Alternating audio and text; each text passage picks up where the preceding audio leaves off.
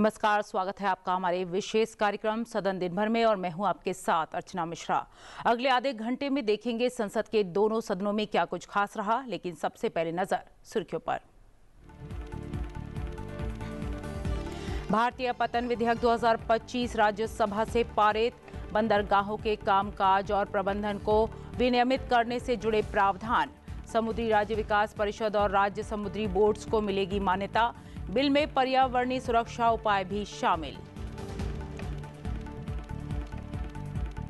2047 तक विकसित भारत संकल्प के लिए अंतरिक्ष कार्यक्रम की महत्वपूर्ण भूमिका पर लोकसभा में विशेष चर्चा। केंद्रीय मंत्री जितेंद्र सिंह ने की चर्चा की शुरुआत। कहा, ग्रुप कैप्टन शुभांशु शुक्ला की अंतर्राष्ट्रीय अंतरिक्ष स्टेशन की सफल यात्रा और उपलब्धियों पर देश मना रहा है जश्न। बिहार मतदाता सूची एसआईआर मुद्दे पर चर्चा की मांग को लेकर संसद के दोनों सदनों में अवरोध। प्रश्नकाल और शून्यकाल की कार्यवाही हुई बाधित। सरकार ने विपक्ष पर लगाया गैर जिम्मेदाराना व्यवहार का आरोप। सदन दिन भर में बात करते हैं राज्यसभा की कार्यवाही से जुड़ी खबरों की।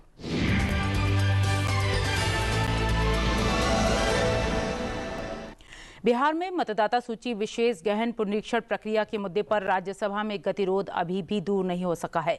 इस मुद्दे पर चर्चा की मांग पर अड़े विपक्ष के सदस्यों ने सदन में अवरोध किया, जिसके कारण सदन की कार्यवाही 2 बजे तक के लिए स्थगित करनी पड़ी। सदन की कार्यवाही शुरू होने पर दिवंगत पूर्व सदस्य ला गणेशन को श्रद्धांजलि दी गई। उनके सम्मान में सदन में कुछ देर का मौन रखा गया। ला गणेशन वर्तमान में नागालैंड के राज्यपाल थे। 15 अगस्त को चेन्नई में उनका निधन हो गया था। सदन में विभिन्न मंत्रालयों से जुड़े पत्र सभा के पटल पर रखे गए। इसमें सूक्ष्म, लघु और मध्यम उद्यम मंत्रालय, संसदीय कार्य मंत्रालय और नागर विमानन मंत्रालय से जुड़े पत्र शामिल थे। इसके अलावा सदन में संविधान के अनुच्छेद 151 के खंड 1 के अधीन भारत के नियंत्रक एवं महालेखा परीक्षक के विभिन्न प्रतिवेदनों की प्रतियां रखी गईं। उपसभापति हरिवंश ने नियम 267 के तहत मिले नोटिसों को अस्वीकार किए जाने की जानकारी दी। 19 notices have been received today on 4 different subjects under Rule 267.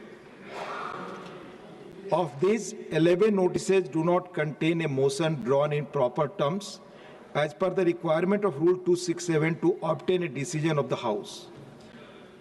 Further, 10 notices do not mention the date on which their notices under Rule 267 are to be invoked. 11 of these notices do not contain rules which the members seek to suspend. In addition, 13 of these notices demand discussion on a matter which is sub judice. Since none of these notices received today are in adherence to the requirement of the rules, I am not admitting any of the notices. इसके बाद सदन में कार्यवाही शुरू कराने की कोशिश की गई, लेकिन विपक्ष की ओर से अवरोध शुरू हो गया और कार्यवाही 2 बजे तक के लिए स्थगित करनी पड़ी। बहुत महत्वपूर्ण है बोलने का। प्लीज आप अपनी सीट पर जाइए, सदन को चलने दीजिए। माननीय अध्यक्ष महोदय, मैं इस सदन का ध्यान एक अत्यंत महत्वपूर्ण सीट पर जाए और सदन को चलने दीजिए। सांस्कृतिक विषय की ओर आकर्षित करना चाहता हूं। ये 0 आवर का वक्त है, हमारे 0 आवर चलने दे प्लीज। आज भी कई सड़कें आप 0 आवर नहीं चलने देना चाहते, ऐसे विदेशी 2 बजे तक के लिए स्थगित किया जाता है। दोपहर 2 बजे सदन की कार्यवाही शुरू हुई तो पीठासीन सस्मित पात्रा ने कार्य मंत्रणा समिति की बैठक में विधायी कामकाज के लिए तय समय के बारे में जानकारी दी। इसके बाद उन्होंने भारतीय पतन विधेयक 2025 को पेश किया और पारित करने के लिए पत्तन, पोत परिवहन और जलमार्ग मंत्री का नाम पुकारा। इस दौरान विपक्ष की ओर से शोरगुल शुरू हो गया। आसन की ओर से नेता विपक्ष को अपनी बात रखने का मौका दिया गया, लेकिन वो बिल की जगह एसआईआर मुद्दे पर बोलने लगे, जिसे कार्यवाही से हटा दिया गया। इसके बाद कांग्रेस समेत कुछ विपक्षी दलों की ओर से वॉकआउट किया गया।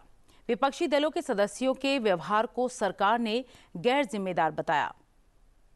प्लीज नियम संगत whatever is permitted in the rules, this government under the dynamic leadership of Prime Minister Modi is ready to have discussion on any subject which can be taken. If you have to leave, please leave silently. Thank you. Thank you. Thank you, Honorable LOH. Time and again, the chair has given the ruling that the issue which they wanted to raise cannot be raised according to the rules of business as set by, and it has been expressed by you and by the chair many times.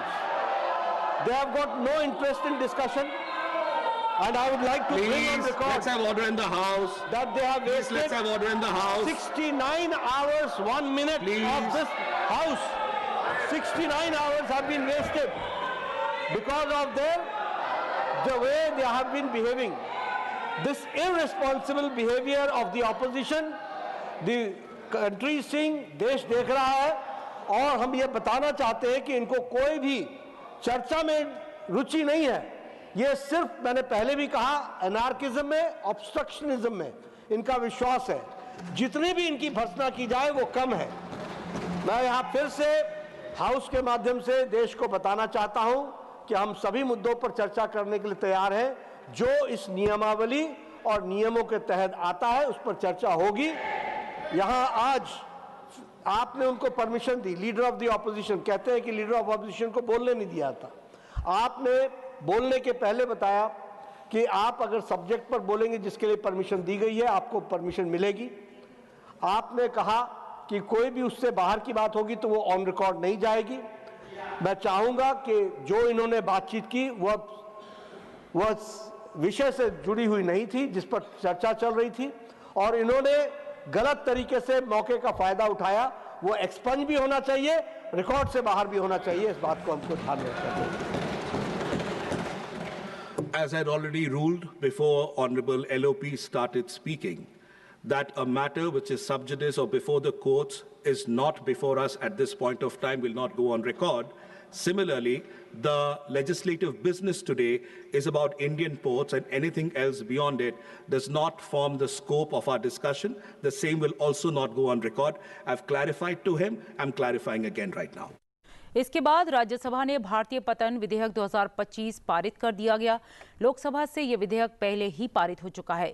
आज उच्च सदन में पतन, पोत परिवहन और जलमार्ग मंत्री सर्बानंद सोनोवाल ने विधेयक को विचार और पारित करने का प्रस्ताव रखा.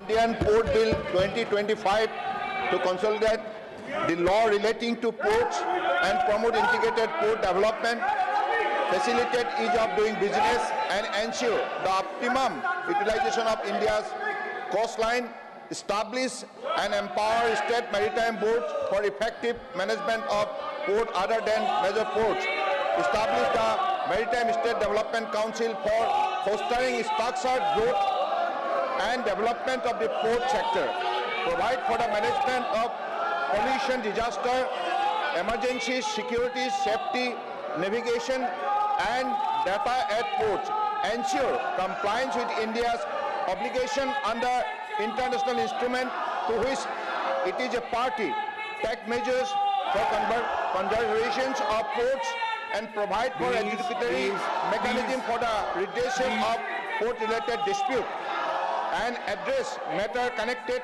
therewith or incidental thereto as passed by Lok Sabha be taken into consideration. विधेयक पर हुई चर्चा में विभिन्न दलों के सदस्यों ने हिस्सा लिया. उन्होंने बिल पर अपने अपने विचार और सुझाव रखे. इसके बाद विधेयक पर हुई चर्चा का जवाब पतन, पोत परिवहन और जलमार्ग मंत्री सर्बानंद सोनोवाल ने दिया. उन्होंने कहा कि समुद्री परिवहन में पिछले एक दशक में उल्लेखनीय प्रगति होने के साथ ही इस क्षेत्र की देश के विकास में महत्वपूर्ण भूमिका रही है. इस दौरान पोत परिवहन की क्षमताओं का विस्तार हुआ है. पोतों का आवागमन तेज गति से होने लगा है और इनके आवाजाही के समय में कमी आई है. ऐसा तकनीकी और मशीनों के उन्नत होने के कारण ही संभव हो सका है. उन्होंने कहा कि यह विधेयक इस क्षेत्र की अनेक चुनौतियों का समाधान साबित करेगा. पोत परिवहन के आधुनिक होने के साथ ही पर्यावरण संरक्षण के क्षेत्र में भी अनेक कदम उठाए जा सकेंगे.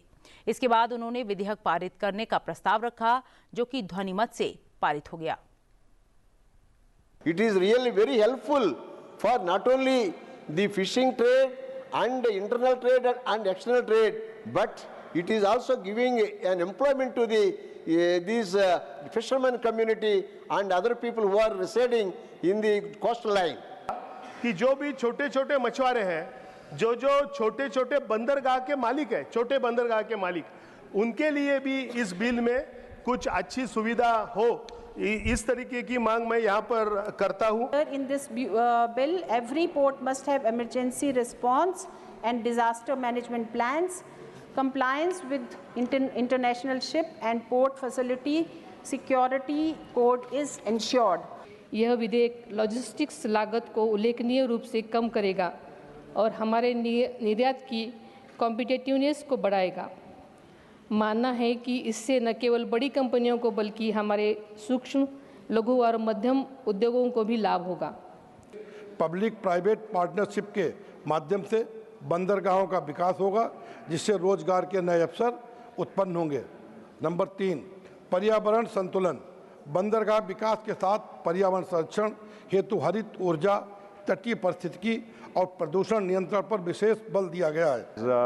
I would say maritime nations, countries which are mainly sitting on the shipping routes, and they are doing a lot of transshipment cargo also. Those countries are doing even volumes bigger than a large country like India. And therefore it is imperative that we do expand our seaports.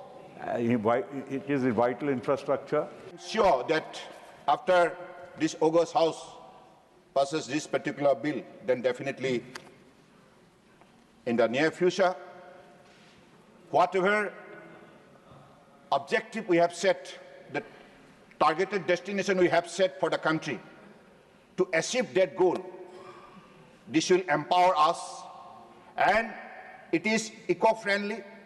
And there are some provision which was missing in the earlier legislation. Let me cite it out. Number 1, this is about integrated planning. What is integrated planning? It statutorily establishes the Maritime State Development Council, a recommendatory body to facilitate integrated long-term planning and data-driven decision-making across all ports.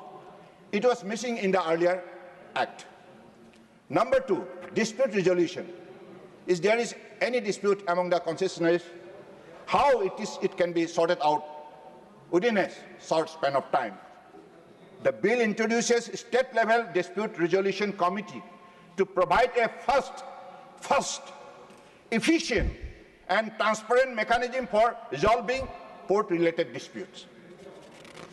So this is the way ease of doing business environment will be created. Environmental and safety compliance, it is very, very important.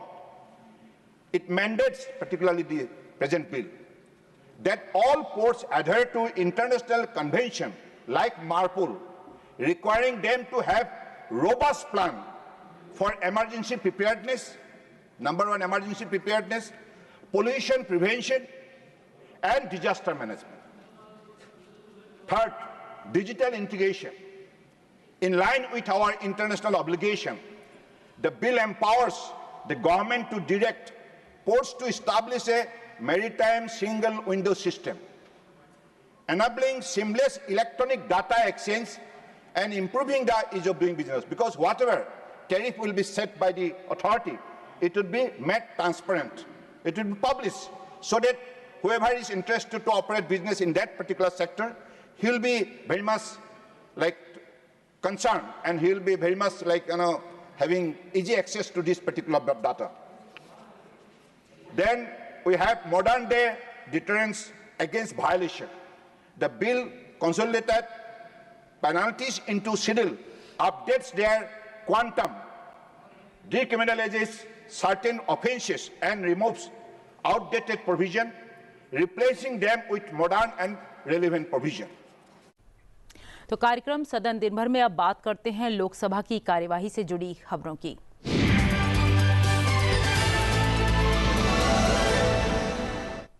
विपक्ष के अवरोध के बीच लोकसभा की कार्यवाही की शुरुआत प्रश्नकाल से हुई। शोर शराबे के बीच शिक्षा राज्य मंत्री जयंत चौधरी ने कुछ सवालों के जवाब दिए। बिहार में 50 केंद्रीय विद्यालय है, जिसमें 16 विद्यालयों में अपना भवन नहीं है। और हमारे संसदीय क्षेत्र गोपालगंज भी एक पुराने स्कूल के पुराने भवन में चलता है, जबकि वहाँ जमीन भी उपलब्ध करा दी गई है। और विद्यालय अपने छात्रों को इस पुराने भवन के चलते बहुत तकलीफें होती हैं। बरसात के दिनों में सड़क नहीं है, जबकि मैंने अपने MP लेड फंड से वहाँ की सड़क की व्यवस्था स्कूल तक कराई है महोदय। अतः मेरा माननीय मंत्री जी से ये प्रश्न है कि मेरे संसदीय क्षेत्र गोपालगंज के केंद्रीय विद्यालय को कब सरकारी भवन मिलेगा, जबकि जमीन उपलब्ध करा दी गई है। साथ साथ सोशल ऑडिट की क्या व्यवस्था की गई है महोदय? सभापति जी, वैसे मुख्य प्रश्न से संबंधित इनका पूरक सवाल नहीं है, लेकिन माननीय सदस्य अपने क्षेत्र के लिए प्रयासरत हैं और मैं इसलिए उनको जानकारी देना चाहता हूँ। गोपालगंज 2004 में सिविल सेक्टर में केंद्रीय विद्यालय स्थापित हुआ और अभी ये टेम्परेरी अकोमोडेशन में ही चल रहा है। अभी इसकी कार्रवाई परमानेंट में शिफ्ट करने की चालू है। 4.63 एकड़ जो ज़मीन है अभी राज्य सरकार ने ट्रांसफ़र भी KVS को किया है, इसलिए वो इन प्रोसेस है। मैं वो जानकारी इनको देना चाहता हूँ। बाकी सोशल ऑडिट की उन्होंने बात की है। इस संबंध में सेफ्टी पे ज़ीरो टॉलरेंस पॉलिसी है, NEP में प्राविधान है और समय समय पे भारत सरकार भी राज्य सरकारों को, स्टेट बोर्ड्स को, सभी बोर्ड्स को, सभी मैनेजमेंट के स्कूलों को इस संबंध में गाइडलाइन भी जारी करती है। कोई समझौता बच्चों के सेफ्टी से हम नहीं कर सकते हैं और समय समय पे समग्र शिक्षा में भी जो राज्य सरकार प्रस्ताव देती है इंफ्रास्ट्रक्चर को अपग्रेड करने के लिए, उस पर भी भारत सरकार उनका सहयोग राज्यों का करती है। कि 26 जुलाई को मिनिस्ट्री ऑफ एजुकेशन ने डायरेक्टिव दिया सभी राज्य सरकारों को, यूटीज को, to ensure student safety and well being including structural safety of school building. 7 अगस्त 2025 को भी हमने एक और डायरेक्टिव जारी किया। साथ साथ नेशनल डिजास्टर मैनेजमेंट अथॉरिटी और मिनिस्ट्री ऑफ एजुकेशन की जॉइंट मीटिंग्स होती हैं सभी राज्य सरकारों के साथ। उसकी बैठक भी हमने हाल में 4/6/2025 में की थी। सोशल सेफ्टी ऑडिट और की जानकारी भी जो है यूडैश के माध्यम से हमें मिलती है। सभी राज्य सरकारों के आंकड़े हमारे पास जो राज्य सरकार के माध्यम से आते हैं, उस संबंध में बताना चाहता हूँ कि स्ट्रक्चरल और सेफ्टी ऑडिट में बिहार में 63% स्कूल्स का स्ट्रक्चरल और सेफ्टी ऑडिट हुआ है। जो यूडैश की जानकारी मैं साझा कर रहा हूँ। इस दौरान कुछ विपक्षी सदस्यों की ओर से लगातार नारेबाजी जारी रही। लोकसभा अध्यक्ष ओम बिरला ने विपक्षी सदस्यों से अपनी सीट पर जाने और कार्यवाही में सहयोग की अपील की। गतिरोध जारी रहने पर कार्यवाही दोपहर 12 बजे तक के लिए स्थगित कर दी गई। मैं आपसे आग्रह करता हूं कि आप अपनी अपनी सीट पर जाके विराजें। ये प्रश्नकाल है। जितनी जोर से आप नारेबाजी कर रहे हैं, उतनी जोर लगाकर आप अगर प्रश्न पूछेंगे तो देश की जनता का कल्याण होगा।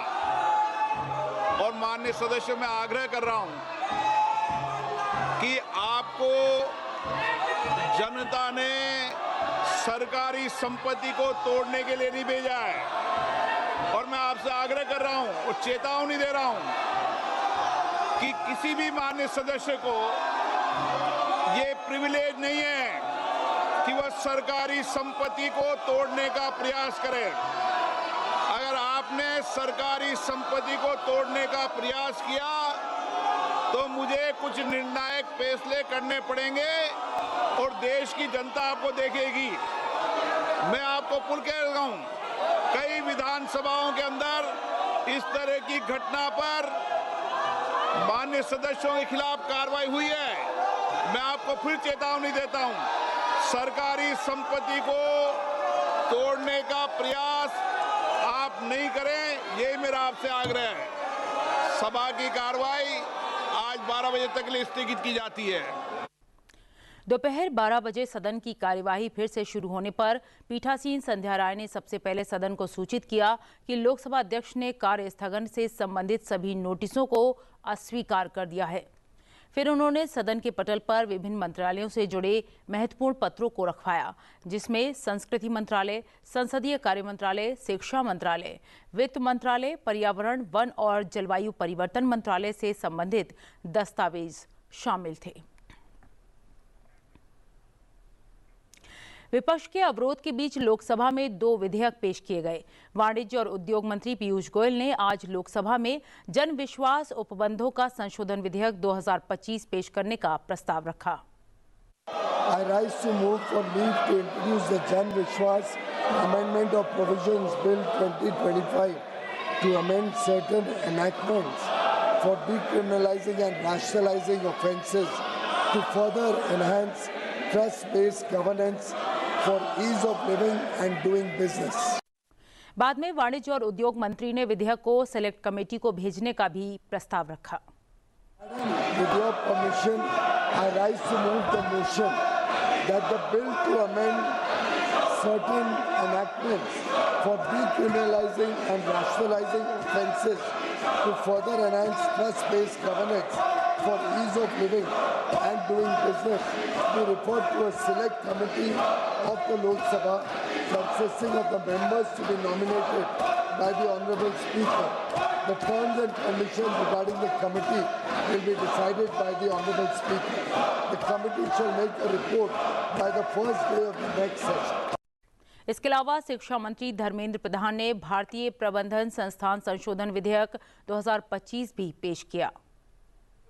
Chairperson Madam, with your kind permission, I move to leave to the introduce a bill further to amend the Indian Institute of Management Act 2017.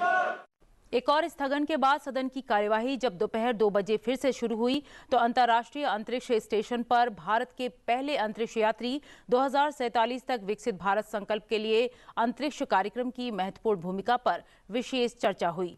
चर्चा से पहले लोकसभा अध्यक्ष ने सभी राजनीतिक दलों के सदस्यों से रचनात्मक सुझावों की अपेक्षा की। माननीय सदस्यगण, आज हम सदन में अंतर्राष्ट्रीय अंतरिक्ष स्टेशन पर भारत के पहले अंतरिक्ष यात्री 2047 तक विकसित भारत के लिए अंतरिक्ष कार्यक्रम की महत्वपूर्ण भूमिका विषय पर विशेष चर्चा प्रारंभ कर रहे हैं। यह हमारे लिए गर्व और उत्साह का क्षण है। सदन इस ऐतिहासिक अवसर पर भारतीय वायुसेना के ग्रुप कैप्टन श्री शुभांशु शुक्ला का भारत की धरती पर हार्दिक अभिनंदन करता है, स्वागत करता है। उनकी अंतरिक्ष यात्रा और सफल वापसी केवल एक मिशन की सफलता नहीं, बल्कि 140 करोड़ भारतीयों के लिए गर्व और प्रेरणा का स्रोत है। ग्रुप कैप्टन श्री शुभांशु शुक्ला की ये उपलब्धि हमारे युवाओं के लिए बड़ी प्रेरणा है। आज भारत का अंतरिक्ष कार्यक्रम वैज्ञानिक श्रेष्ठता और विशिष्टता से पूरे विश्व में अपनी विशेष पहचान बना चुका है।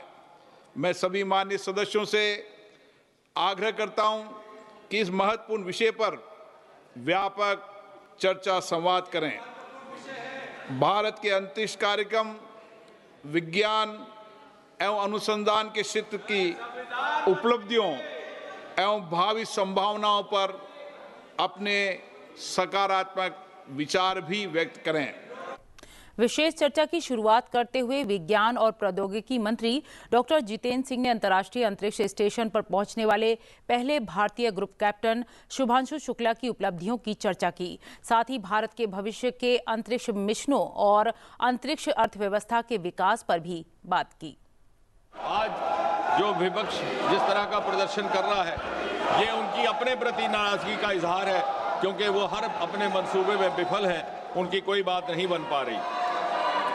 फिर भी मैं अपनी बात रखने से पहले, ताकि कहीं ये संदेश ना जाए कि हमारी ओर से पर्याप्त प्रयास ना हो, पूरी विनम्रता से सर झुका करके ये अपील करूंगा सदन के तमाम साथियों से, विपक्ष वालों से भी, कि यदि आपको सरकार का या देश का लिहाज नहीं तो कम से कम इन अंतरिक्ष की उपलब्धियां प्राप्त करने वाले विशेषज्ञों के लिए आप इस चर्चा में भाग लें, वापस आएं। अहमद फराज का एक बड़ा मशहूर शेर है कि किस किस को सुनाएंगे जुदाई का सबब हम, किस किस को सुनाएंगे जुदाई का सबब हम, तू मुझसे खफा है तो ज़माने के लिए आ, और किस किस को सुनाएंगे हम तुम्हारे शोरो गल का सबब, तू मुझसे नाराज है तो सुभाषु के लिए आ। बहरहाल दुनिया किसी के रोकने से नहीं रुकती, बहारें फिर भी आती हैं, बहारें फिर भी आएंगी। विकसित भारत की तेज रफ्तार यात्रा यूं ही चलती रहेगी, इसको कोई रोक नहीं सकता। और प्रधानमंत्री मोदी जी के दृढ़ निश्चय और दृढ़ संकल्प को कोई हिला नहीं सकता। Nobody can shaken the courage and courage of conviction of Prime Minister Modi. Having said that, अध्यक्ष जी, आज एक ऐसा वक्त है जब सारा देश जश्न के माहौल में है। हर माँ अपने बच्चे के लिए दुआ करती है कि वो बड़ा होकर के शुभांशु शुक्ला बने, और हर बच्चा ये ख्वाब देख रहा है कि मैं भी बड़ा होकर शुभांशु शुक्ला बनूं। आज दुनिया ने भारत की क्षमताओं के आगे सर झुकाया है। अभी कल ही शुभांशु का इस सफल यात्रा के बाद राजधानी दिल्ली में वापसी हुई है, आगमन हुआ है, और उससे कुछ ही समय पहले ऑपरेशन सिंदूर के द्वारा भारत की अंतरिक्ष में क्षमताओं का प्रदर्शन धरती से आकाश तक देख करके सारे विश्व ने हिंदुस्तान का लोहा माना है। जहां हमारी स्पेस इकोनॉमी केवल नाम मात्र हुआ करती थी, आज 8 बिलियन $US तक जा पहुंची है, और इतनी तेज रफ्तार में उसकी प्रगति हो रही है कि आंकड़ा ये दर्शाता है कि आने वाले 8-10 वर्षों में इसमें लगभग 5-6 गुना वृद्धि होगी। हम 45 बिलियन $US तक पहुंच करके देश की अर्थव्यवस्था में एक प्रमुख भूमिका निभाने के लिए तैयार होंगे। देश को चौथी दर्जे से पहले दर्जे की इकोनॉमी बनाने में स्पेस की एक प्रमुख भूमिका रहेगी। I have the confidence to say that India has produced a unique model of using और applying space technology for the ease of living, for infrastructure projects, for development projects. Today space technology has entered each and every household in India. 2026 में हमारा वायु मित्र final rehearsal होगा। 2027 में पहला मानव हिंदुस्तानी अंतरिक्ष में जाएगा, गगनयान। 2035 में भारतीय अंतरिक्ष स्टेशन, और 2040 में एक भारतीय चांद की धरती पर कदम रखेगा। और इसलिए मैं ये कहते हुए यकीन भी है और गर्व भी कि मोदी जी के संकल्प के विकसित भारत की सिद्धि 2047 से होने से कुछ साल पहले ही एक भारतीय चांद की धरती पर पहुंच करके विकसित भारत की घोषणा अंतरिक्ष में चांद पर करने वाला है। तो इसी के साथ हमारे विशेष कार्यक्रम सदन दिन भर में आज के लिए इतना ही। आप देखते रहिए संसद टीवी। नमस्कार।